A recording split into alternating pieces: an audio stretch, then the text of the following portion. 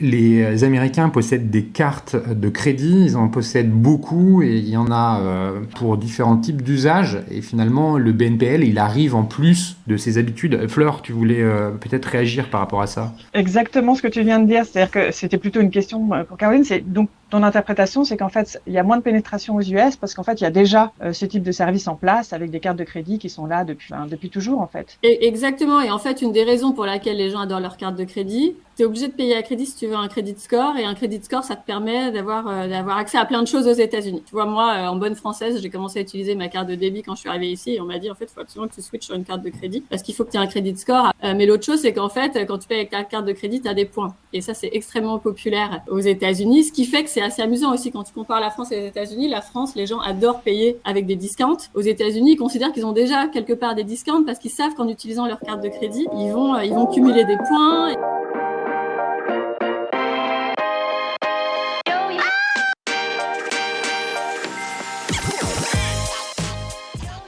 Bonjour et bienvenue dans l'émission spéciale Un œil sur un pays, le format produit par les Digital Doers qui vous ouvre sur les écosystèmes retail et e-commerce en dehors de nos frontières. Coproduit avec l'événement incontournable qu'est le One-to-One Retail e-commerce de Monaco, cette émission vient compléter, une fois par mois, les interviews des décideurs de notre écosystème.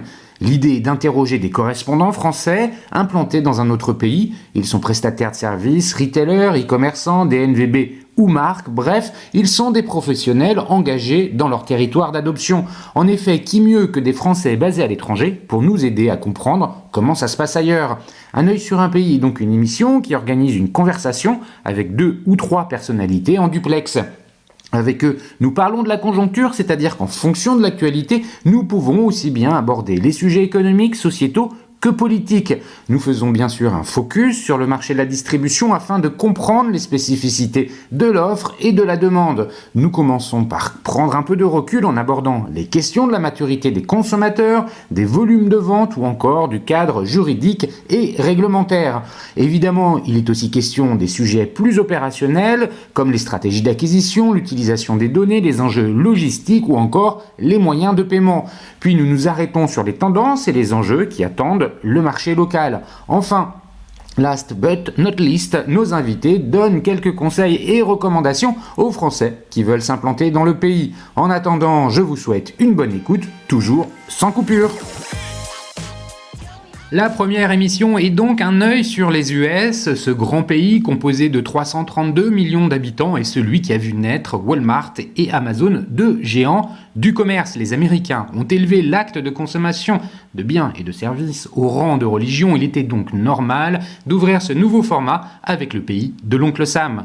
Les sujets à aborder sont nombreux, remontée des taux d'intérêt, inflation, récession, crise de l'énergie. Comment ces sujets macroéconomiques influencent-ils le commerce aux États-Unis ? Nous ne passerons pas non plus à côté des aspects régulation en Europe. Nous avons la RGPD, le DSA, le DMA. D'un point de vue réglementation, où en sont les États-Unis aujourd'hui ? Avec plus de 40% de parts de marché aux US, Amazon truste une large partie des ventes en ligne et en profite pour pousser son service de retail média qui est en pleine croissance. Alors logiquement, on pense aux autres acteurs, distributeurs, marques ou des NVB. Comment font-ils pour exister ? Doivent-ils impérativement être présents sur Amazon pour avoir une chance de vendre leurs produits ? Et si tel n'est pas le cas, comment se déploie leur stratégie d'acquisition ? Quel rôle jouent les réseaux sociaux ? Comment se développe le social shopping ou le live shopping ? Côté paiement, PayPal et Stripe sont des géants du paiement made in America. Alors, quels sont les moyens de paiement préférés des consommateurs américains ? Si j'ai bien compris, les achats se font majoritairement à crédit. Cela veut-il dire que le BNPL, le Buy Now Pay Later, est ultra répandu là-bas, voire obligatoire pour assurer un beau taux de conversion ?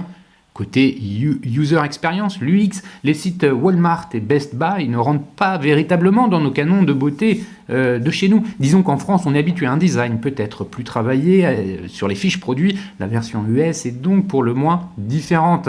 Bref, pour aborder ces sujets et plein d'autres, j'ai le plaisir de recevoir 3 invités de choix, toutes les 3 basées à New York depuis quelques années. D'abord, Caroline Tellier, DG Europe du Sud chez PayPal, mais depuis New York donc. Caroline, tu es déjà passée 2 fois dans le podcast. On va bientôt pouvoir dire que tu y as ton rond de serviette. Nous avons aussi Alix de Sagazan, CEO et cofondatrice d'AB Testy, solution leader d'AB Testing. Alix, toi aussi, tu es déjà passé derrière le micro il y a quelques années. Depuis, tu t'es installé à New York pour lancer AB Testy aux US. Et enfin, Fleur Touchard, pour qui c'est la toute première intervention en charge du digital et du e-commerce chez Christophe aux USA depuis une grosse année.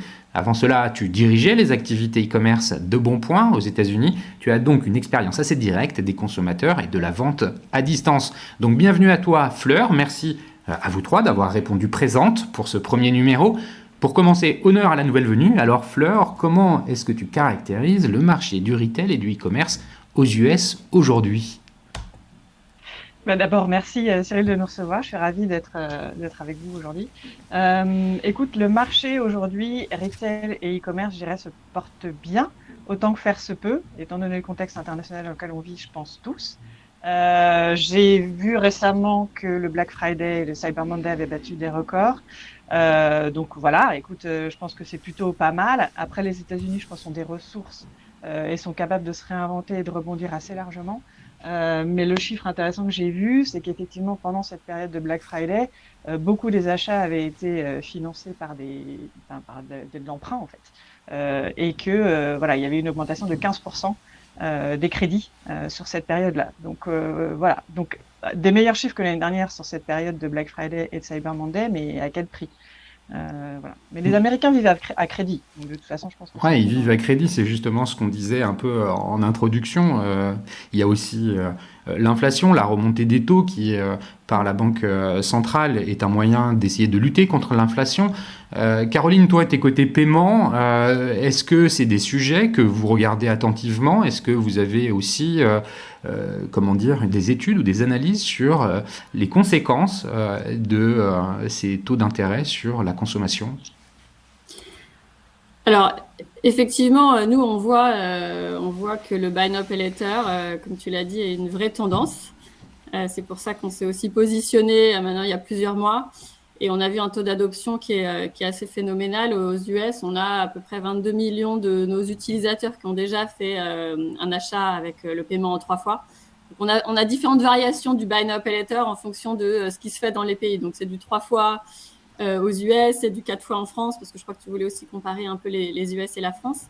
Mais ce qui est amusant, c'est que, en fait, les cartes de crédit restent toujours le moyen préféré des acheteurs en ligne aux États-Unis, mais vraiment juste devant les wallets, comme PayPal.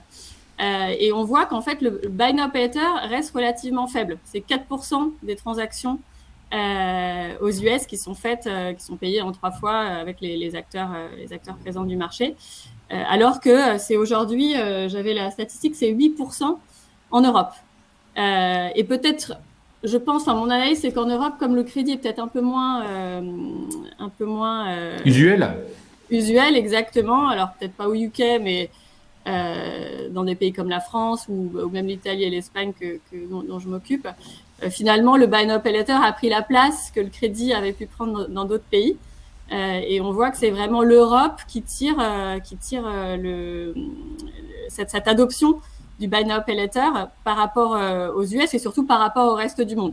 Et c'est intéressant de comparer d'ailleurs l'Europe, les US et le reste du monde, parce que tu vois que sur d'autres tendances, typiquement l'adoption du mobile sur le point of sale, même en magasin, clairement c'est les US et l'Amérique du Nord et l'Europe qui retardent un peu cette adoption parce que d'autres continents comme l'Asie, l'Amérique du Sud sont beaucoup plus en avance que nos pays qui sont considérés comme plus matures en fait. Parce que oui, pour compléter ce que tu dis, les Américains possèdent des cartes de crédit, ils en possèdent beaucoup et il y en a pour différents types d'usages et finalement le BNPL il arrive en plus de ses habitudes. Fleur, tu voulais peut-être réagir par rapport à ça? Exactement ce que tu viens de dire, c'est-à-dire que c'était plutôt une question pour Caroline. Donc ton interprétation, c'est qu'en fait il y a moins de pénétration aux US parce qu'en fait il y a déjà ce type de service en place avec des cartes de crédit qui sont là depuis toujours en fait. Exactement, et en fait une des raisons pour laquelle les gens adorent leurs cartes de crédit, il y a plusieurs raisons. Il y a déjà, tu es obligé de payer à crédit si tu veux un credit score, et un credit score, ça te permet d'avoir accès à plein de choses aux États-Unis. Donc, tu vois, moi, en bonne française, j'ai commencé à utiliser ma carte de débit quand je suis arrivée ici, et on m'a dit, en fait, il faut absolument que tu switches sur une carte de crédit. parce qu'il faut que tu aies un crédit score. Après, tu peux décider que ta carte de crédit, en fait, t'es un débit par défaut à la fin de mois et pas d'utiliser les fonctionnalités de crédit. Mais l'autre chose, c'est qu'en fait, quand tu payes avec ta carte de crédit, tu as des points. Et ça, c'est extrêmement populaire aux États-Unis, ce qui fait que c'est assez amusant aussi quand tu compares la France et les États-Unis. La France, les gens adorent payer avec des discounts. Aux États-Unis, ils considèrent qu'ils ont déjà quelque part des discounts parce qu'ils savent qu'en utilisant leur carte de crédit, ils vont cumuler des points et du coup, les banques sont extrêmement généreuses. En fait, au bout d'un an, tu te rends compte que tu peux te payer des voyages, des billets d'avion. Enfin voilà, dès que tu utilises ta carte de crédit, tu engranges un cashback un peu tacite que tu peux ensuite utiliser sur plein de cas d'usage différents. Un peu comme ce qu'on connaît en France avec l'American Express et puis Air France qui a lié les deux. On connaît tous autour de nous des gens qui veulent payer avec ça pour avoir des miles et à utiliser après sur Air France. Complètement, c'est exactement ça, ouais. Toi, Alix, en arrivant aux États-Unis en tant que consommatrice, tu as trouvé que c'était difficile de t'adapter à ces nouveaux modes de fonctionnement ? Non, j'ai trouvé que c'était surtout difficile de s'adapter au prix des choses. Parce que, déjà, quand tu arrives sur le territoire américain et que, effectivement, que tu vois le prix dans les supermarchés, le prix de ton loyer, etc., tu pleures un petit peu. Donc, évidemment, il y a des salaires qui sont adaptés, mais c'est quand même un petit peu difficile parce qu'après, quand tu rentres en France, tu vois quand même des différences énormes. Et puis là, je ne sais pas ce que vous en pensez, les filles, mais moi, cet été, j'ai trouvé qu'il y avait justement l'inflation, il y a eu un gap, et particulièrement à New York, complètement hallucinant. Les prix se sont mis à augmenter. Je ne sais pas, il parlait de 8%, pour moi, c'était 30% en fait. On est rentré de France et on s'est dit, mais ce n'est pas possible, les prix se sont envolés. Mais donc, c'est vrai qu'après, les habitudes de consommation, toi, en tant que personne, tu as les mêmes, effectivement, le point de carreau sur la carte de crédit, ça, c'est une découverte. Et après c'est surtout les prix, quoi. Et les prix, ils ont évolué à la hausse sur toutes les catégories de produits ou tu as l'impression que c'est global ? Ce qui est pas cher ici, c'est l'essence. Et puis après, alors en fait, c'est le service qui est très cher ici. Ta femme de ménage, tu payes 2 fois plus cher la nounou, etc. Tu payes 2 fois plus cher ici. Et puis ensuite, du coup, les restaurants avec les tips, etc., ça te coûte, je sais pas ce que vous en pensez, les filles, 2-3 fois plus cher qu'en France, quoi. Ouais, et puis on l'a vu aussi dans les supermarchés. Enfin, moi, je trouve que dans les supermarchés, la food, et puis tous les produits importés aussi, parce qu'on sait, tu parles du prix de l'essence, mais on sait, tous les challenges qu'il y a eu sur les transports, en fait. Tous les produits qui sont importés ont le double effet d'être impactés par l'inflation domestique du pays et puis d'avoir aussi un coût accru de l'acheminement du produit vers sa destination. Donc, et c'est pas la hausse du dollar qui a atténué ces effets-là. Sûrement pas. Fleur, toi, tu voulais ajouter quelque chose ? Non, c'est pareil que vous. Moi, quand je suis rentrée en France cet été, après pas mal de temps à cause du Covid d'être coincée ici, je suis allée chez Franprix. J'ai mis mes trucs à la caisse et j'ai cru que la caissière avait oublié la moitié des choses, en fait. Donc, tu vois, j'ai regardé après. Non, elle avait bien tout. Non, ce que tu dis sur les services est hyper intéressant. Et en effet, je pense que c'est lié à la structure économique des États-Unis qui sont restés industriels super longtemps. Il y a toujours une société de services, mais c'est vrai qu'on voit que les produits manufacturés ont tendance, qui sont faits ici en tout cas, ont tendance à baisser. Tu peux trouver des jouets hyper pas chers, tu peux trouver des vêtements extrêmement peu chers aussi ici, alors qu'effectivement les services, tu parlais la nounou, et tout ce qui est éducation, tout ce qui est santé, c'est hors de prix. Et c'est vrai que quand tu vas chez le médecin ici, même si tu as une assurance, ça te coûte, moi ça me coûte $40, et pour les filles aussi.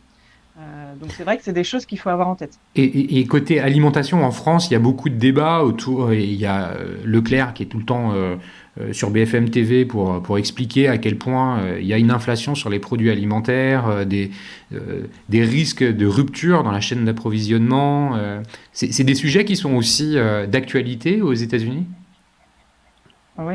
Moi, je sais pas ce que vous en pensez vous, mais effectivement, il arrive que, alors il y a des queues. Je trouve dans les magasins, tu vois, chez Trader Joe, il y a la queue. Les gens ici font la queue.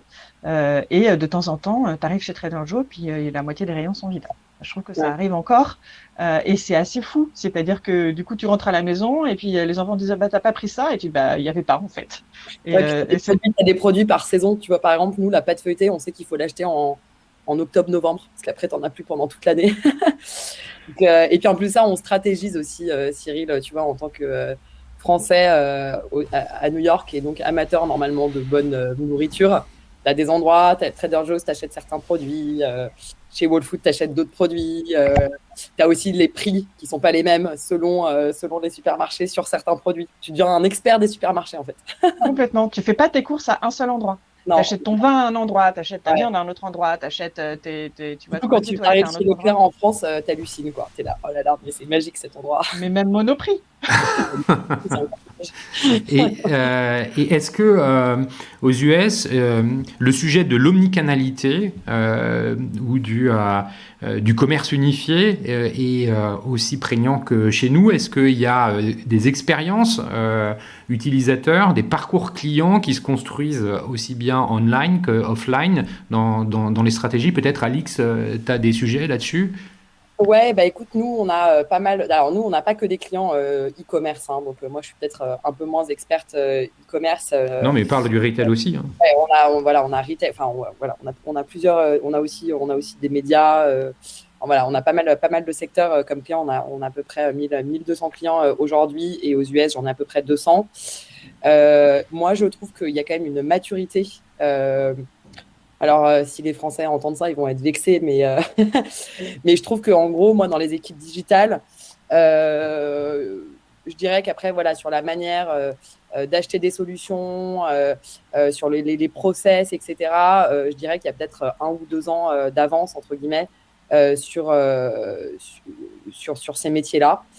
Et puis après, sur les parcours clients, moi, par exemple, je suis hyper impressionnée, j'ai des clients dans la beauté, où tu as, en fait, sur les technos, sur l'adoption des technos, tu vois, par exemple, de essayage de maquillage sur l'app de Ulta Beauté ou Sephora, par exemple, les trucs sont hyper poussés, le parcours client est hyper fluide, hyper bien fait. Je trouve qu'ils essayent pas mal de choses.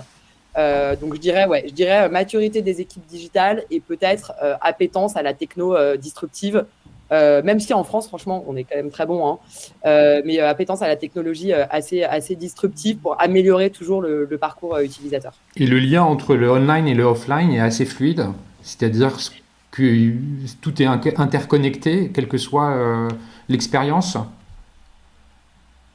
Alors ça, je ne sais pas s'il y a une différence. Enfin, je ne sais pas ce que vous en pensez, les filles. Je sais pas si...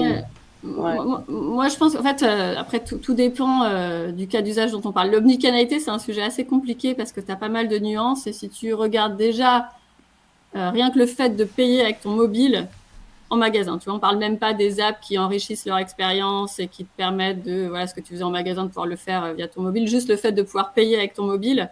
Finalement, en France, on est assez en retard par rapport en Europe.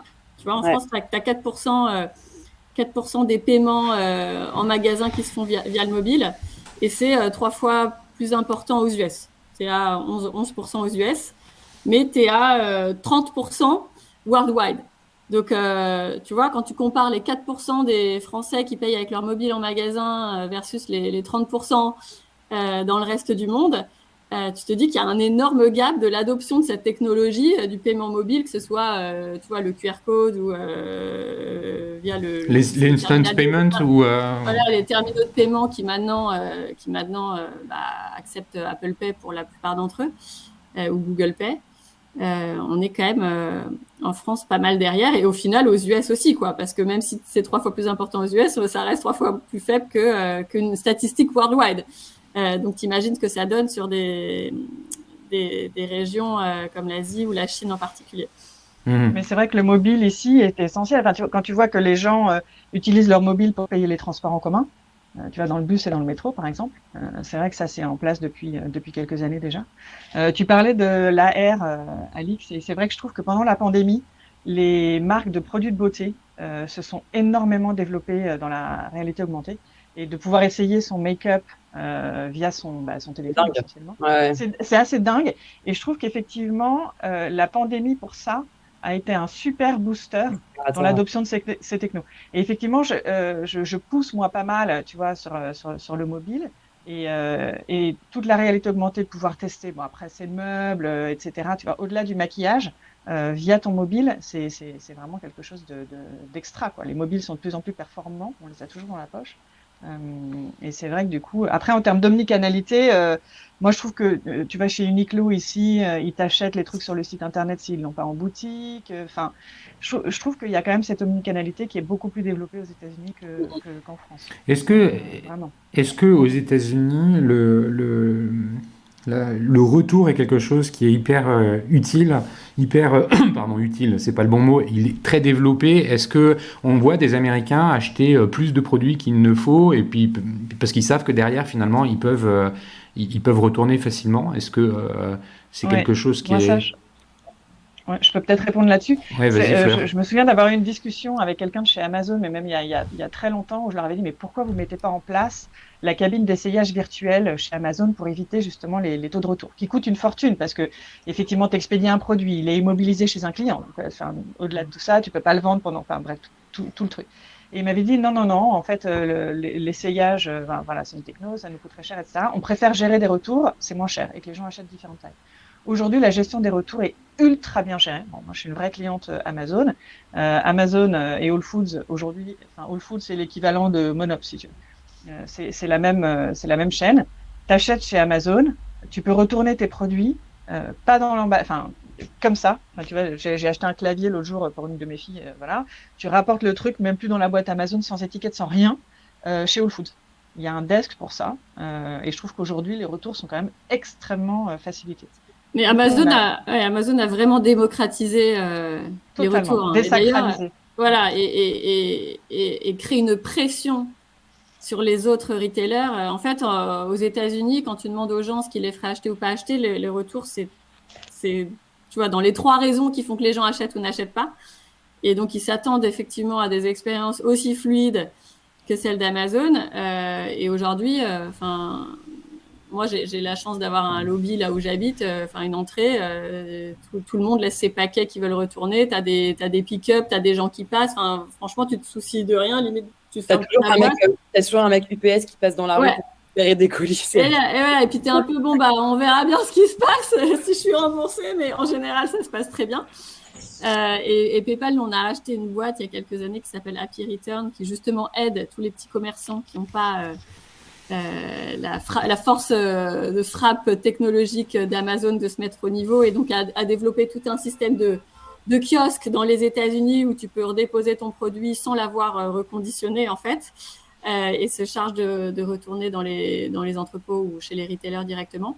Et ça marche extrêmement bien parce qu'en fait, il y a un vrai besoin de se mettre au niveau. Sinon, effectivement, pourquoi tu l'as dit tout à l'heure, tu me disais que 40% du commerce aux US se faisait sur Amazon, c'est ça? Tu te dis, bah oui, pourquoi acheter ailleurs en fait Mais tu sais, tu dis ça sur les retours et... aux US. C'est un truc de dingue. C'est addictif Amazon aux US en fait. C'est un vrai parti pris de ne pas utiliser Amazon. Est-ce que c'est parce que la même chose sur les shipping fees. Est-ce que c'est parce que vous êtes aux US que vous savez pas comment Amazon opère en France, ou vous trouvez qu'il y a une différence entre l'expérience Amazon en France et celle aux US? On est peut-être parti depuis longtemps aussi. On est parti depuis longtemps, et puis en fait, au final, je pense qu'en France, on connaissait bien les noms des marques et des marchands, et tu vois, on avait nos habitudes. C'est vrai qu'ici, Amazon, c'est la facilité, quoi. Moi, je sais pas forcément où trouver. J'en sais rien quelle est la dernière chose que j'ai acheté. Une brosse à cheveux. Tu vois, je sais pas quelle est la marque ici, voilà. Et une copine m'a dit, bah voilà, cette marque, c'est très bien. Si tu vas la trouver sur Amazon, je me suis pas posé de questions, en fait. Non, mais Amazon, ça marche très bien en France aussi. Moi, je le fais l'été. Oui. En France, ça marche hyper bien. C'est juste qu'ici, ils sont même en train de développer, figure-toi, un bouton de paiement Amazon où tu vas pouvoir payer via Amazon les marchands. Mais je l'ai fait l'autre jour, figure-toi. Ah ouais, je l'ai fait il y a 2 jours sur un site rien à voir avec la choucroute. Exactement. Et il y avait un bouton Amazon et j'avais pas envie de me lever de mon canapé pour aller chercher ma carte bleue. C'était à l'horreur, 3 mètres. Et du coup, j'ai fait, c'est ça. Et j'ai fait via le Amazon. Alors, on va la refaire et puis tu vas dire que tu as payé avec PayPal, en fait, parce que... Exactement, là, on va pas être content. Mais du Je coup, l'autre préfère pas. news, les filles, parce que vous utilisez sûrement Venmo, c'est que maintenant, vous pouvez payer avec votre solde Venmo ou votre compte Venmo sur Amazon. Mais, C'est extra. mais alors justement, c'est intéressant que vous parliez d'Amazon. Je le citais en introduction. Effectivement, c'est 40% des volumes de vente e-commerce aux États-Unis.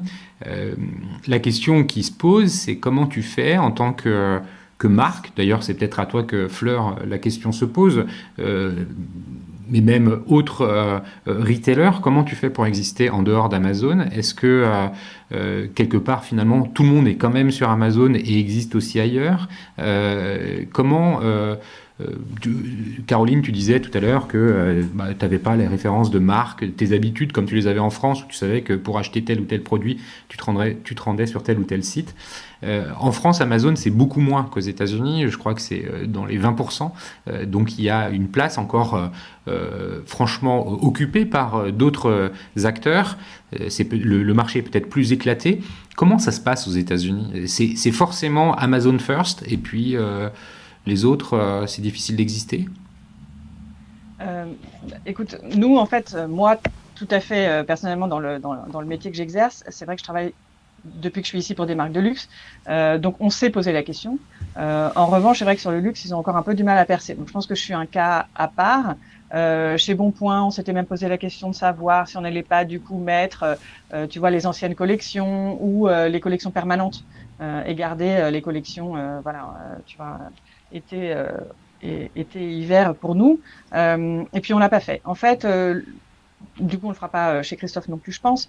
Mais on a des marques, en fait, c'est du luxe et Amazon est très, on le disait tout à l'heure, fait un peu la pluie et le beau temps. Ils ont démocratisé les retours. Ils ont aussi énormément impacté les frais de shipping. Enfin, maintenant, ne plus payer ses frais d'envoi, c'est devenu monnaie courante pour les e-commerçants. Je te dis pas ce que ça provoque chez les petits, voilà, les petits acteurs qui effectivement rognent leur marge pour offrir les frais de port, c'est quand même assez difficile. Et nous, du coup, pour des marques de luxe, on n'a pas envie de se faire imposer une charte, on n'a pas envie de se faire imposer un calendrier commercial, on n'a pas envie de se faire imposer tout ça. Du coup, et on a le luxe de pouvoir faire sans. Maintenant, la marketplace, en tant qu'utilisateur, on vient de le voir là avec Caroline et Alex aussi, enfin, on y va tous. Je pense que pour des petits commerçants, c'est un super booster parce qu'effectivement, ça te permet d'apparaître dans des requêtes dans lesquelles tu ressortirais pas forcément sur Google. Voilà, de faire de la pub super ciblée. Donc, voilà. Après, je pense que ça dépend vraiment de ta marque et de ton marché. Alix, tu as un point de vue? Vas-y, Caroline. Ouais, c'était juste pour compléter, parce que nous, on a beaucoup de commerçants qui viennent nous voir parce que justement, ils essayent de se démarquer d'Amazon. Et aussi parce que bon, maintenant Venmo est accepté sur Amazon, mais tu payes pas encore avec PayPal. Donc tu vois, il y avait clairement, on était une façon de se différencier d'Amazon pour certains commerçants. Et on a fait une étude il y a quelques années où en fait on s'est rendu compte qu'Amazon c'est une destination où tu te rends quand tu sais ce que tu veux acheter et c'est extrêmement efficace. Tu as décidé ce que tu voulais, tu y vas, tu le trouves, tu l'achètes. Et en fait, il y a beaucoup de sites qui ont envie de recréer en fait un peu l'expérience magasin, qui est tu y vas et en fait 80% de ce que tu achètes en magasin, c'est des achats impulsifs en fait, c'est des achats complètement spontanés. Et du coup, on a réfléchi beaucoup avec les e-commerçants là-dessus de comment tu recrées en fait cette spontanéité sur Internet qui n'existe pas du tout parce que à l'inverse, 80% de ce que tu achètes aujourd'hui sur Internet sont des achats que tu avais prévu de faire parce qu'en fait il y a énormément de choses qui vont bloquer la spontanéité quand tu es en ligne. En fait, déjà, tu as un parcours d'achat qui est beaucoup moins fluide. Hein, tu ne te balades pas dans des rayons. Enfin, changer de page, c'est compliqué. Quelle page? Enfin, voilà, tu n'as pas ça, Alix, probablement que c'est quelque chose que tu connais bien aussi. Puis ensuite, tu dois te créer un compte.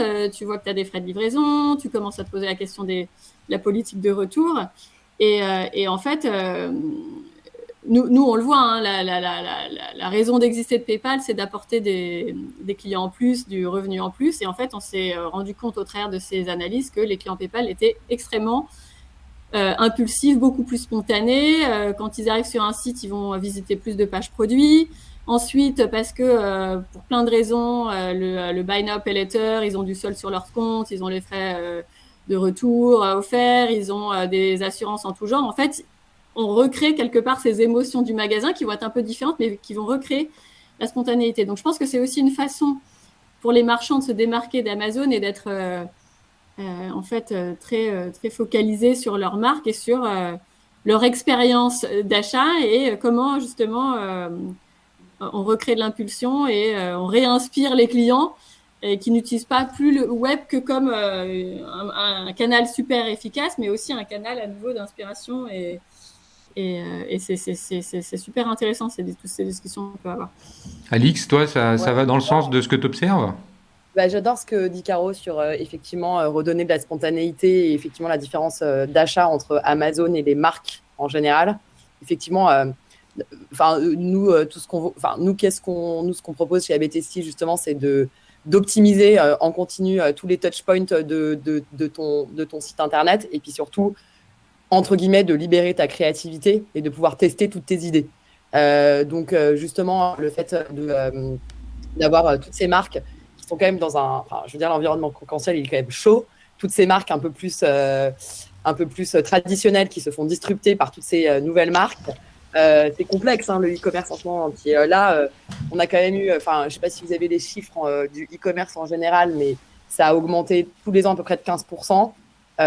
On était quasiment à 30 et quelques, je crois, en 2020. Et là, ça rebaisse. Ça rebaisse pas mal. Donc, les marchands se battent pour chaque petit point de ROI.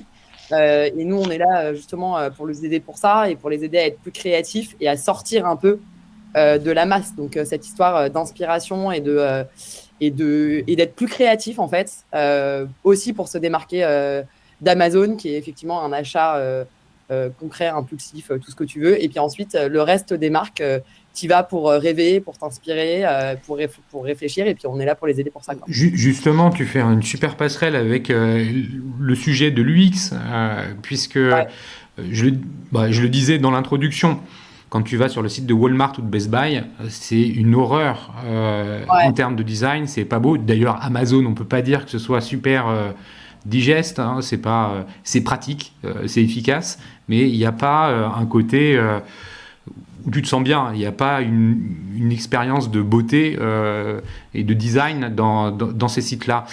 Toi, justement, avec ton regard, comment tu peux comparer ce qui pourrait représenter des canons en France versus les États-Unis? Bah, écoute, moi, ce que je sais, c'est que les clients que j'ai qui sont des Best Buy ou des Walmart, etc., on va comparer ça à du Cdiscount ou du Carrefour. C'est très simple, c'est exprès que ce soit comme ça. Puisqu'en fait, plus c'est moche et plus tu as l'impression de faire une bonne affaire. Donc, en fait, les gens qui vont acheter sur ces sites-là, en fait, entre guillemets, en fait, c'est l'UX en soi, il faut que le parcours soit fluide. Après, la beauté du design est beaucoup moins importante. Parce que ces discounts, ils nous ont toujours dit, plus ça fait sapin de Noël, et plus tu as l'impression de faire des bonnes affaires. Ces discounts ou autres discounters, on va dire, et plus tu as l'impression de faire des bonnes affaires. Et donc, en fait, c'est même une recommandation pour ces sites-là de pas forcément avoir des très beaux designs. Après, je ne sais pas s'il y a une grande différence entre ensuite, pour les marques, là, c'est important, puisqu'en fait, pour les marques, tu dois avoir une expérience nickel. Et nous, nos clients dans le luxe, pour le coup, c'est beaucoup plus complexe que nos clients dans un retailer basique, on va dire, d'une marque, je sais pas, mid-market, parce que, en fait, dans le luxe, tu peux pas toucher à la marque. Donc, en fait, il y a beaucoup plus de, par exemple, pour faire un test ou pour faire une personnalisation sur nos sites de luxe, il y a beaucoup plus de validation, parce qu'en fait, il faut passer par les équipes design, etc., que sur un pure player retailer qui a un positionnement pricing moyen. Donc en fait, nous, chaque client, tu vois, un client, justement un hard discounter, etc., il va faire beaucoup de tests, beaucoup de personnalisation, ils vont utiliser à fond. Enfin, nous, ils vont nous utiliser à fond. Un site de luxe, il va nous utiliser pour des choses un petit peu différentes parce qu'ils peuvent beaucoup moins toucher à leur image de marque. Fleur, la suite est pour toi. Comment ça se passe entre l'expérience et le parcours client online de Christophe en France et aux US? Quels sont les défis ou les combats que tu dois mener pour adapter ou pas? Nous, on travaille beaucoup main dans la main. Moi, j'ai la chance aujourd'hui de travailler avec une équipe que j'adore et avec laquelle je communique énormément. Ça n'a pas toujours été le cas. J'essaye, et je pense que c'est comme ça qu'ils le voient aussi, d'impulser justement des tendances. Tu vois, chez Bonpoint, par exemple, j'étais à fond pour le checkout as a guest pour éviter que les clients aient à se créer un compte à chaque fois. La France était mordicus là-dessus. Je leur disais, mais les gars, moi, je peux pas. Parce qu'en fait, on a les mêmes sites. Donc, c'est exactement ce que tu disais, Alex. C'est-à-dire que moi, je représente une marque de luxe et l'expérience doit être la même, quel que soit le pays et quel que soit le support en réel. Donc, là où tu as une expérience en boutique qui évoque tes cinq sens, qui est en 3D, etc., je me retrouve avec un écran en 2D dans lequel, globalement, j'ai que le visuel pour séduire. Donc, c'est vrai qu'il y a un réel challenge. En revanche, du coup, on fait vraiment en sorte avec les équipes en France, et c'était un peu pareil partout où je bosse, d'avoir des plateformes donc, qui sont les mêmes en fait. Moi, je les pousse, donc je suis un peu la lourde, qui vont dire ouais, il faudrait tester ça, faudrait tester ça. Et là, en ce moment, mon credo, en gros, c'est le mobile. Tu vas faire en sorte que l'expérience sur le mobile, en termes d'ergo, de parcours client, d'expérience, soit la même, donc chez eux aussi, et de leur dire c'est le futur. Là, on parlait juste d'un truc tout bête, c'est la position du bouton du menu sur le mobile. Je disais, moi, je vois beaucoup ici de sites sur lesquels, en fait, ce burger qu'on appelle ces 3 traits là, qui permettent d'ouvrir le menu, les standards, en gros, voulaient qu'il soit à gauche. Il y a beaucoup de droitiers et je vois pas mal de sites où c'est à droite. Donc, je leur disais, les gars, il y a peut-être un truc qui est en train de se profiler. Voilà. Et j'essaye, du coup. Faut que tu testes ça, Florent. N'hésite pas à prendre AB Testy là pour Et il y en a une qui perd pas le nord. C'est ça, mais t'as bien raison. Mais j'essaye d'être force de proposition. Tu vois, dans un pays dans lequel on disait tout à l'heure, je pense qu'on est quand même en avance aux US sur les usages digitaux. Alors justement, à propos d'usages digitaux, parlons un peu de l'acquisition. Est-ce que vous voyez les réseaux sociaux devenir prédominants dans la stratégie d'acquisition? Je parlais du retail média parce que c'est aussi un autre sujet qui va de l'avant. Est-ce que le live shopping se développe comme c'est le cas par exemple en Chine, aux États-Unis, et le social selling également? Alors, nous, en fait, on a énormément de demandes d'accompagnement sur le shopping contextuel, le shopping sur les réseaux sociaux. J'ai aussi quelques chiffres. En fait, aux États-Unis, il y a 37% des gens qui disent qu'ils ont déjà acheté via des réseaux sociaux. Et en France, 76% disent qu'ils ont utilisé Facebook pour faire un achat. On voit qu'en fait, en France, Facebook est encore assez important. Mais c'est vrai, moi je le vois aussi en tant que consommatrice. Tu peux pas aller sur Instagram sans te faire pousser des offres de plus en plus pertinentes. Parfois tu te dis mais en fait mon téléphone m'écoute parce que j'ai parlé de quelque chose. Clairement j'ai pas fait de recherche ni sur mon ordinateur ni sur mon téléphone, mais j'ai parlé de quelque chose vocalement et là on me pousse un truc qui correspond à ce que j'ai dit. Enfin ça en devient un peu flippant, mais c'est extrêmement efficace. Et donc nous on a travaillé avec les Instagram, enfin tout le réseau Facebook en fait pour les aider. On les aide on aide les commerçants justement à accepter des ventes via ces canaux et notamment dans des expériences, tu sais, où tu n'as plus besoin de sortir de la plateforme, tu n'as plus besoin de sortir d'Instagram pour finaliser ton achat. Et c'est aussi toutes les plateformes. On n'en a pas du tout parlé, mais après je sais pas quelle est la plateforme qu'utilise Christophe, ou si toi Alex vous avez des partenariats spécifiques avec les plateformes e-commerce, les Wix, les Shopify, les PrestaShop plutôt en France. Mais en fait c'est des plateformes qui vont maintenant penser réseaux sociaux, commerces sociaux en premier et qui ont des solutions aussi adaptées à ces plateformes-là. Et vous, je sais pas, Flore, Alix, vous utilisez à titre personnel les sujets le live shopping, vous avez déjà fait des achats à travers ça? Vous voyez que c'est quelque chose qui se développe? Ouais, moi sur Instagram, comme Caro, on pousse les bonnes. Enfin, de toute façon, je pense que c'est pareil partout. On pousse les bonnes pubs et puis t'achètes un produit. En fait, c'est beaucoup des DTC, des direct au consumer. Je sais pas, la marque de, je sais pas, le meilleur mascara du monde, la meilleure crème de je sais pas quoi. Tu regardes, tu te dis tiens, il m'en manque un. Hop, allez, je vais essayer. Et puis en un clic, tu l'achètes.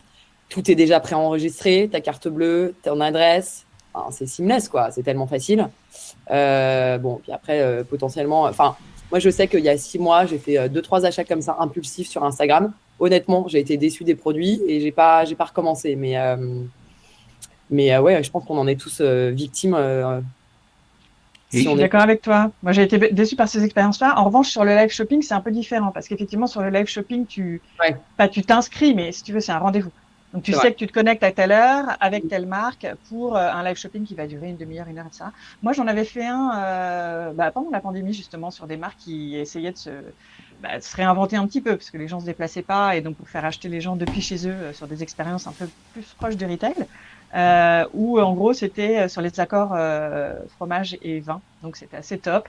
Et tu avais quelqu'un, donc tu avais 2 spécialistes qui parlaient et qui présentaient différents vins, différents fromages, et puis tu as en dessous une liste de produits qui sont évoqués au fur et à mesure de la conversation et que tu peux acheter. Le format était pas mal. Je trouve qu'il y avait eu un gros buzz sur le live shopping venant de Chine où c'était ultra développé, etc. C'est un peu retombé comme un flop. Il y a des grandes marques de luxe aussi qui avaient fait des événements comme ça sur les Champs-Élysées. Je me souviens plus de quelle marque, pardon pour la marque, mais c'était assez sublime. En gros, tu étais c'était tourné depuis la boutique, tu étais depuis ton écran immergé avec ces personnes qui étaient physiquement là au même moment que toi, parce que c'est donc live. Et l'expérience était assez chouette, mais je sais pas, c'est un truc qui a pas vraiment pris. Bon, après, Cyril, je sais que c'est toi qui poses les questions. Non, vas-y. Mais moi, la question que je me pose, c'est aussi le rapport des consommateurs aux promotions. Et tu vois, Instagram, on va te pousser le truc on va te pousser des trucs en promo. Enfin, on te donne toujours l'impression que tu vas rater. Tu vois, c'est un peu le FOMO, quoi. T'as le FOMO de manquer. Et puis Instagram, en plus, tu sais que si jamais tu sors et que tu reviens, tu vas pas forcément retrouver la même offre, tu vois. Donc c'est un peu, c'est maintenant ou jamais. Et moi, je me pose beaucoup la question parce que dans le paiement, on travaille énormément avec les retailers sur des expériences super rapides. Enfin, on sait que chaque étape en plus dans un parcours d'achat va tuer la conversion. Et pourtant, tu as notamment en France 2 tiers des gens qui disent qu'ils n'achèteraient pas des produits s'ils n'étaient pas en promotion. Et tu sais que ça peut prendre un temps de dingue d'aller chercher un code promo sur des plateformes de code promo. Donc, tu vas peut-être gagner 3 secondes dans ton parcours d'achat avec PayPal ou d'autres solutions. Mais par contre, tu es prêt à passer 20 minutes à aller chercher un code promo et tester 15 codes promo différents. Donc, à nouveau, j'en profite pour parler de Honey, qui est la plateforme de coupons qu'on a acheté, qui est super, enfin qui marche super bien aux US. Maintenant, moi, quand j'achète sur n'importe quel site, j'ai cette espèce de petite extension qui me dit, automatiquement, qui me dit les offres dont je peux bénéficier en proactif ou en réactif. Et j'ai l'impression que les 10 derniers achats que j'ai faits sur Internet, grâce à Honey, j'ai économisé entre 15 et 30%, vraiment. Enfin, j'économise pas $3, quoi. J'économise $30 sur un panier à $100. Donc, assez dingue, mais je sais pas si c'est vraiment la direction que veulent prendre les e-commerçants et qu'est-ce qu'ils pensent de ça. Tu vois, peut-être toi, Fleur, avec Christophe, qui est une marque quand même extrêmement premium de luxe, quel est votre rapport aux promos et toi, Alix, j'imagine que c'est aussi des choses qui sont testées constamment par les retailers, ce rapport à qu'est-ce qui vaut mieux que j'optimise entre mon prix et tous les autres leviers que j'ai à ma disposition. Oui, si tu veux que je commence. Après, oui, exactement, c'est ce que tu dis, hein, Christophe.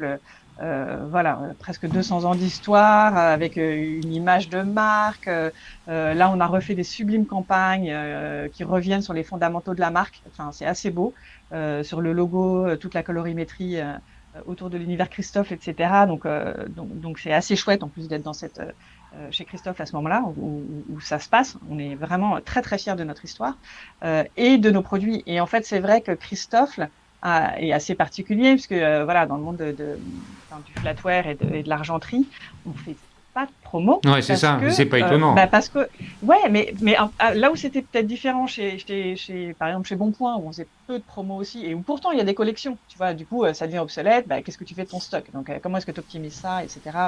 Avec d'autres types de circuits. Chez Christophe, en fait, on a peu de produits obsolescents parce que, c'est des collections qui durent depuis, bien sûr. siècle. Et puis en plus, qui sont des matières premières, de qualité. Donc, si tu veux brader ces matières premières qui aujourd'hui, on le sait tous, Val de l'Or, même le bois, il y a eu des pénuries sur des matières, même le métal. Non, mais bien sûr. Toi, Alix, tu vois tes clients interpréter le parcours comme Caroline le suggère en fonction des promotions. Mais en fait, ce qui est génial, c'est que c'est complètement infini. Nous, justement, c'est là qu'on intervient et c'est toute la beauté de ce qu'on propose à nos clients. C'est que en fait, je me rappelle, on m'avait dit, mais vous à BTC, une fois qu'on a tout optimisé sur le client, on n'a plus besoin de vous. Je dis, bah non, en fait, parce que tu as tout le temps besoin d'optimiser, tu as tes consommateurs qui changent, tu as tes triggers qui changent, tes promos, bah, c'est pareil, c'est endless, quoi. Nous, on a, je vais pas vous tous les détailler, mais on a plein de use cases je sais pas, si tu dépenses plus de 100, le shipping est offert, si on te fait telle promo sur tel produit, l'autre... Enfin, je veux dire, on teste ça en continu, on a des tonnes de use cases. On vient de racheter justement une boîte de product recommendation, nous, pour continuer d'optimiser à fond, proposer des nouveaux produits. Notre objectif, c'est vraiment d'arriver quand on a créé ABTC, on a dit il faut que tout le monde puisse faire comme Amazon. En 2012-2013, quand on a eu l'idée, Amazon faisait déjà 100 tests par semaine, et puis un nombre de personnalisations hallucinant, parce que on a tous un parcours très personnalisé sur Amazon. Et nous, on s'est dit il faut qu'on puisse proposer à tout le monde de faire la même chose. Donc finalement, les promotions, ça rentre donc complètement dans les prérogatives de tes clients en utilisant ABTC. J'ai une autre question qui me vient quand on parle des différences entre la France, l'Europe d'un côté et puis les États-Unis.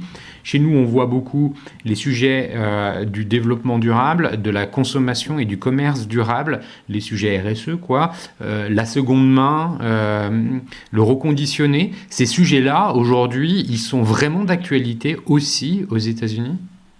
Ah bah, chez nous, en tout cas, complètement. Et même en France, d'ailleurs, parce que la France vient de lancer un projet vintage où ils vendent des produits reconditionnés, non, mais remis en état, ou tu vois, voilà, mais en gardant les produits quand même un peu dans leur jus. Et ouais, je pense qu'effectivement, nous, on se dingue de ça, en tout cas, de dire qu'effectivement, quand tu achètes du Christophe, tu achètes des produits. J'étais chez le médecin l'autre jour, qui est quand même un âge avancé, qui me disait que ses parents avaient eu une ménagère Christophe pour leur mariage. Tu vois, ça, je trouve ça, c'est quand même assez exceptionnel. Après, tu disais sur tester les promotions, tu vois, on a quand même ces réflexions-là. Tu vois, on se dit, est-ce qu'il vaut mieux offrir le shipping? Est-ce qu'il vaut mieux donner un bon de 10% sur le prochain achat? Est-ce qu'il vaut mieux offrir un GWP, un gift with purchase? Tu vois, c'est des trucs qu'on teste quand même. Après, on a du mal à mesurer les retours, je trouve. Tu vois, c'est là-dessus qu'on pêche. C'est de se dire, voilà, en offrant le free shipping, combien d'achats t'as déclenché en plus? Les chiffres sont tellement n'importe quoi et les courbes sont tellement n'importe quoi depuis le Covid, où tous les trucs vont dans tous les sens. T'as plus de normes, en fait. On se réfère au chiffre 2019. Tu sais même pas si 2019 est finalement une année. Fleur, je te propose que tu vois avec Alix un peu plus loin pour savoir comment optimiser le truc. On en revient à la même chose. Voilà. Non, mais pour revenir sur cette consommation responsable, c'est vraiment très très marqué en France. Est-ce que ça vous le percevez? Mon intuition, c'est que ça allait beaucoup plus en France qu'aux US. Et d'ailleurs, tu vois, tout à l'heure, on disait quelles sont les choses importantes top of mind pour les gens quand ils dans l'acte d'achat ou de non-achat.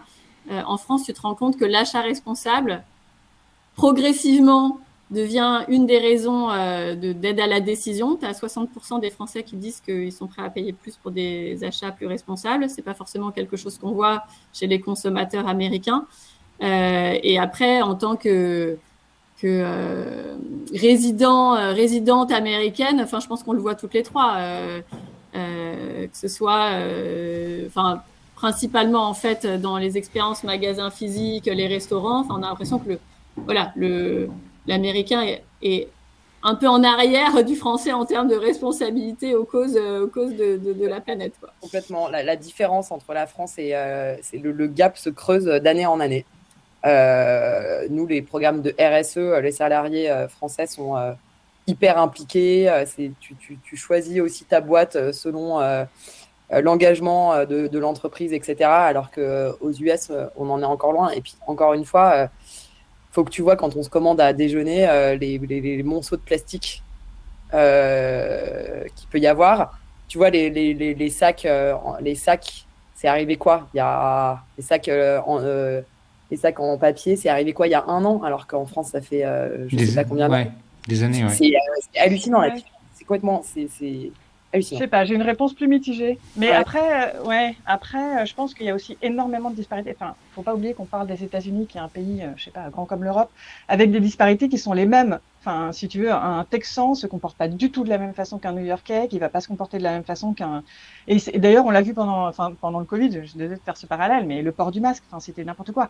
Enfin, tu vois, en Floride, ils en avaient rien à foutre. En Californie, c'était un peu plus respectueux. Tu vois, je pense que la Californie est plus respectueuse de l'environnement. Ils mangent bio, machin. Donc, le discours, il peut pas être uniforme pour l'ensemble des États-Unis. Et je pense qu'à New York, on est assez privilégié. Et New York qui sont Voilà. du coup, voilà, oui, mais même, je trouve que tu vois, New York. Ah oui, c'est sans commune mesure, c'est sûr. Le Vinted, ça existe aux États-Unis? Eh ben non, mais justement, je pense que ça rejoint ce que disait Caroline et Alix d'ailleurs. C'est que effectivement, c'est un truc qui est très imprégné en France et qu'il est peut-être moins ici. Mais on est aussi sur une histoire qui est beaucoup plus récente. Les Américains sont moins habitués justement à ces marques, à ces choses qui durent et tout. Je sais pas. Après, est-ce que c'est un truc culturel? Honnêtement, j'en sais rien. C'est difficile de faire passer des messages voilà, sur un pays et sur une population qui est aussi vaste. C'est dommage. Je sais pas si Nous, c'est des trucs qu'on véhicule vachement. Non, vas-y, Vinted, Caroline. ça existe. Je pense que c'est juste qu'il y a un concurrent qui s'appelle Poshmark, qui pour le moment est la référence. Donc après, je sais pas dans quelle mesure l'adoption de Poshmark a eu la même fulgurance que celle de Vinted ou du Bon Coin en France. Ouais. Non, puis nous, c'est peu de produits vintage, tu vois. Puis on se rend compte qu'en fait, ça fait venir des gens qui vont pas forcément acheter du vintage, mais qui vont aussi découvrir les autres collections. Enfin, tu vois ce que je veux dire? C'est un moyen aussi de faire venir les gens pour redécouvrir. Ouais, c'est-à-dire qu'en fait, je sais pas si c'est une question culturelle ou si c'est une question justement de volonté politique de faire changer les choses, parce que tu reprends la France il y a 10 ou 15 ans, on n'était pas du tout dans l'achat de seconde main comme on l'est aujourd'hui, ou dans une consommation durable comme on l'est aujourd'hui, ce qui m'amène à vous poser la question de la régulation. Là, je le disais aussi en introduction, l'Europe est connue pour réguler, peut-être les États-Unis pour innover et l'Europe pour réguler. La régulation, elle n'a pas que du mauvais. On le voit par exemple sur les sujets environnementaux. C'est quoi le contexte réglementaire dans l'écosystème retail e-commerce aux États-Unis? Qu'est-ce qui change ou pas? Caroline, sur la toi, partie paiement, je dirais qu'il y a moins de régulation. Enfin, tu vois, quand tu regardes la DSP2, Strong Authentication, l'authentification forte, ça impacte. Enfin voilà, ça a été mis en place maintenant et on voit à quel point ça introduit de la friction dans les parcours d'achat. Même nous, hein, tu dois te connecter à ton compte PayPal, tu as une authentification forte. Alors, on a ce positionnement assez privilégié PayPal, qui est qu'on connaît tellement bien nos clients que du coup on a des exemptions que d'autres moyens de paiement n'ont pas, donc on dit encore plus royaliste que le roi. Non, au contraire. Enfin, en fait, les marchands se tournent vers nous en nous disant comment je fais pour amener un maximum de trafic sur PayPal, parce que du coup il n'y a pas de coupure dans le tunnel d'achat. Il n'y a pas le SMS ou peu importe ce qu'utilise la banque pour authentifier le client. Mais ça, c'est pas encore arrivé aux US. Et puis tu parlais des marketplaces. Pareil, les marketplaces, c'est extrêmement régulé en Europe. Ça l'est encore moins. Enfin, ça l'est moins aux US. Après, ça va probablement arriver. Mais du coup, nous... tu vois, moi, par exemple, avec mon expérience paiement Europe, je vois que j'ai beaucoup de choses à apporter ici aux US, parce qu'on se dit le jour où les US se mettent au même niveau que l'Europe en termes de régulation, en fait, on est prêt et on a compris les implications. On a déjà travaillé avec les e-commerçants, avec les régulateurs, et on sait ce qu'on peut faire, ce qu'on peut pas faire. Est-ce que nos 20 ans d'expérience nous donnent comme avance sur justement cette confiance, cette connaissance client? Qui est un avantage pour PayPal, bien évidemment, et qu'on répercute sur les commerçants qui travaillent avec nous. Bien sûr. Et les sujets de RGPD, d'absence de cookies, et ça, c'est des sujets qui ne sont pas du tout existants sur le marché américain. Bah si. Si. Enfin, pour moi, si. Ouais, pour moi, si. Et c'est vrai que c'est de plus en plus difficile de te référer à ta data. C'est-à-dire qu'aujourd'hui, même quand tu vas sur Analytics, les 3/4 des visites qui viennent sur ton site, elles sont en aveugle. Donc c'est assez compliqué, d'où, c'est pas pour te lancer des fleurs, Alix, mais c'est vrai que du coup avec des solutions comme celle qui est offerte. Non, mais vous allez vraiment faire un call toutes les deux. En fait, c'était un podcast pour faire de la pub pour ABTSI. Je t'enverrai la facture. Mais voilà, parce que c'est vrai que comme c'est vrai que du coup sur Google, c'est de plus en plus opaque, ou en tout cas de plus en plus difficile. Tu vois, moi mes data, je les prends du coup de Magento, de Analytics. Enfin voilà, tu vois, j'ai je sais pas combien de sources pour essayer d'avoir un truc qui fait un peu du sens. Et puis encore une fois, tu vois, tu parlais tout à l'heure des pourcentages, Alix. Enfin, c'est des trucs qui sont difficiles à évaluer. Il faut avoir de la valeur brute. Donc je trouve qu'effectivement tout ça fait que ça devient difficile à tester. Ouais. Les cookies, c'est un vrai truc. Non, si, c'est un vrai truc. C'est un vrai sujet pour moi. Merci pour tous ces insights. Avant qu'on conclue notre émission, est-ce que vous auriez des recommandations à donner à des Frenchies qui veulent venir aux US, que ce soit des prestataires de services ou des retailers? Vous êtes toutes les trois sur la côte Est. Alix, je sais que c'est un choix. Ouais. Caroline, il se trouve que PayPal est là. Fleur, c'est pour encore d'autres sujets. Qu'est-ce que vous pourriez partager comme retour d'expérience à des Français qui veulent tenter une aventure américaine? Ouais, alors ça dépend, je commence. Ça dépend qui, effectivement. Alors, effectivement, côte Est, côte Ouest, ça, je pense que ça dépend de ton business, ça dépend de beaucoup de choses. Moi, personnellement, c'était trop loin la côte Ouest. J'ai quand même on est 310 aujourd'hui, j'ai quand même la majorité des gens qui sont en Europe. On est seulement 40 aux États-Unis. Donc, c'était compliqué pour moi d'être sur la côte Ouest. Et puis, de toute façon, nous, on vend à tout le monde aux États-Unis. Donc, côte Ouest ou côte Ouest, côte Est ou côte Ouest, ça ne changeait pas grand-chose. Et puis après, bon, moi, je dirais, du coup, pour prestataires de services comme nous, solutions SaaS, ce qui est chouette, c'est que nous, on est de plus en plus d'entrepreneurs à bouger aux États-Unis. Donc, on commence à avoir pas mal de playbooks sur les choses à faire, pas à faire. Moi, il y a 4 ans, quand je suis arrivée, j'avais été voir pas mal d'entrepreneurs. Il y en avait quelques-uns, mais il n'y en avait pas encore beaucoup. Là, il y en a de plus en plus. Donc, c'est vrai que pour les entrepreneurs français qui bougent aux US, parce qu'ils ont un marché global, voilà, on est de plus en plus à avoir les playbooks, les choses à faire, à pas faire. Donc là, ça se dit pas en 3 minutes sur un podcast, mais moi, je suis toujours contente de discuter retour d'expérience sur tout ce que j'ai pu bien ou mal faire en m'installant aux États-Unis, parce que c'est pas du tout anodin. Moi, j'y suis un peu allée la fleur au fusil en me disant on verra. C'est vrai que quand je prends du recul, moi, j'ai eu mes 2 premières années qui ont été extrêmement difficiles. De quel point de vue? Le recrutement, ça a été hyper compliqué. En plus de ça, il fallait que je gère l'Europe en même temps. Enfin, j'avais pas bien organisé mon départ. J'ai eu pas mal de galères. Et je dirais que j'ai mis. Alors bon, on va peut-être un peu enlever le Covid. Et puis j'étais aussi enceinte entre temps, mais disons que j'ai mis 3 ans à former une belle équipe performante. Et voilà, ça s'est pas fait overnight, quoi. C'est complexe. Merci. Caroline, tu veux ajouter quelque chose? Tu as des recommandations que tu voudrais partager? En fait, moi, ce que je vois, c'est que les e-commerçants français vendent déjà beaucoup aux US, sans forcément s'implanter aux US. Alors, c'est derrière la Chine, mais je crois que 20% des achats qui se font à l'étranger se font vers les US. Et bon, après, nous, on a un peu une vision biaisée parce que PayPal, on est extrêmement impliqué sur ces achats transfrontaliers. En fait, il y a plus de 50% du business de PayPal qui se fait entre un vendeur et un acheteur qui ne sont pas dans le même pays. Donc, on voit que ce corridor France-US est déjà extrêmement développé. Donc, la question, c'est plus à quel moment tu as vraiment besoin d'aller t'implanter aux US en fonction de ce que tu vends, tu vois. Si tu es un service, peut-être comme Alix, effectivement, c'est compliqué de faire du business à distance, mais si tu vends des produits, tu vois, à quel moment, en fait, tu prends la décision d'aller vraiment prospecter le marché, parce qu'aujourd'hui, tu as plein de solutions qui te permettent de faire du business à l'international sans la présence locale. Donc PayPal. Mais PayPal t'aide aussi si tu t'implantes localement, tu vois. À nouveau, avec PayPal, en une intégration, tu as tous les moyens de paiement qui sont pertinents dans le pays, que tu vas pouvoir accepter. Et puis, on parlait des plateformes de commerce, les Wix, les Shopify, pareil. Maintenant, ça fait partie de leur ADN. Je pense qu'il y a quelques années, c'était pas autant important de vite aller s'internationaliser. Aujourd'hui, je pense que n'importe quelle start-up qui n'a pas forcément de vraies barrières à l'exportation va très rapidement penser à s'exporter. Donc, Il y a quand même les sujets. Bon, je conçois que le paiement puisse être facilement, puisse être un outil qui facilite le cross-border.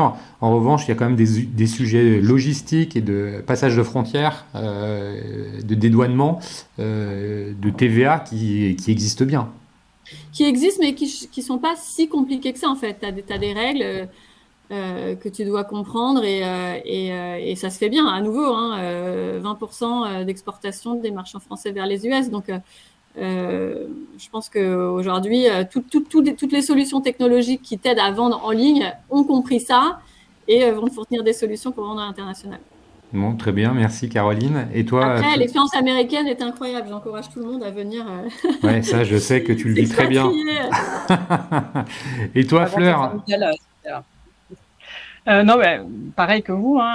Effectivement, puisque tu disais sur les taxes, oui, c'est hyper compliqué, mais tu as des outils type Avalara et qui ont des dérivés type Avatax que tu peux intégrer sur ta plateforme Magento en 2.2 et qui te calculent toutes les taxes et ça, c'est très bien géré. C'est un peu le pays du business, donc ils s'arrangent pour qu'en fait ce soit assez fluide, ce genre de truc.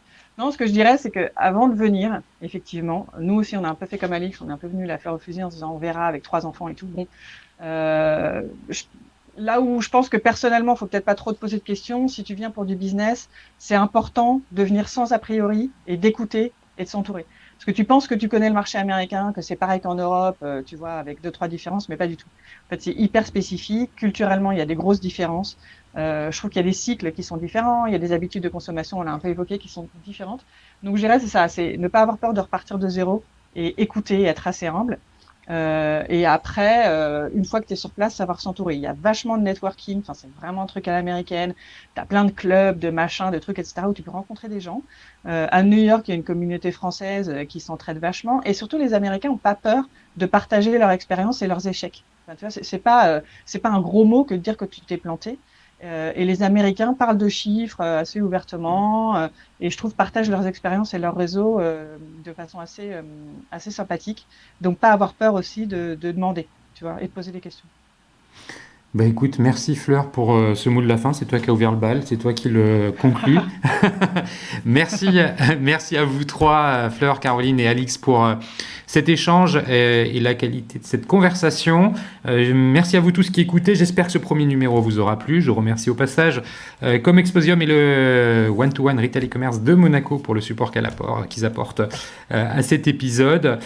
Si vous voulez contacter Fleur, Caroline ou Alix, vous pouvez le faire, j'imagine, via LinkedIn. Ça doit probablement être le meilleur des moyens. Sinon, vous pouvez aussi m'envoyer un message et je me ferai un plaisir de leur transférer. Merci encore à toutes les trois et puis je vous dis à très bientôt.